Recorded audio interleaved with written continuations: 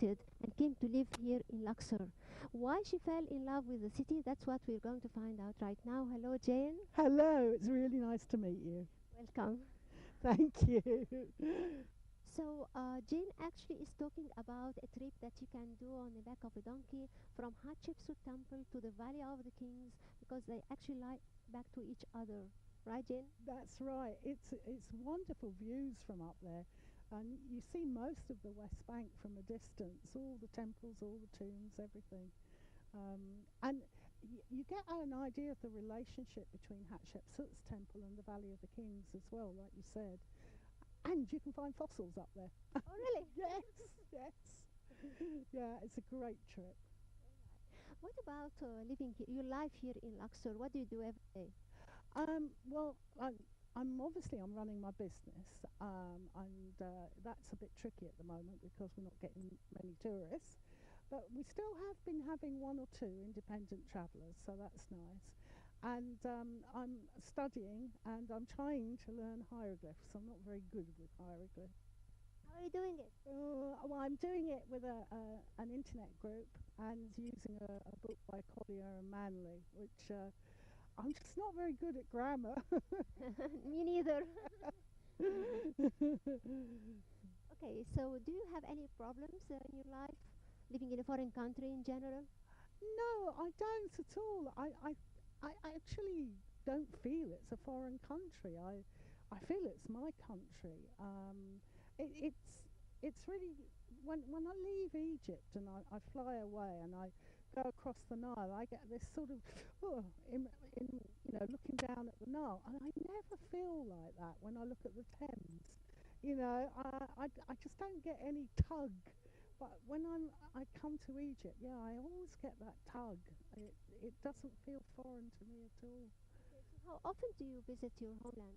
Not very often. I last time I was there was for my graduation from my course, and that was in 2012. But before that, I think it was about 4 years. So So do you have family members coming to visit you from where?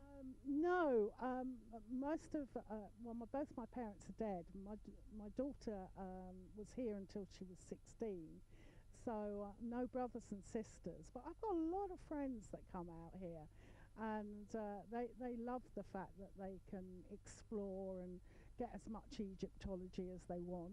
I'm afraid I overwhelm them a bit with Egyptology, but Do you take them around the monuments? no, I can't now. I can't walk around so much, but I can still talk a lot. Definitely. Yeah, no, I've even written a couple of books on the monuments and stuff like that. So, sort of guide books to the places that people don't go, because in Luxor, people think you can do it all in a day. East Bank one in the morning, West Bank in the afternoon. But there's 24 ticketed sites in Luxor. And if you're doing them properly, it can take you about 7 days.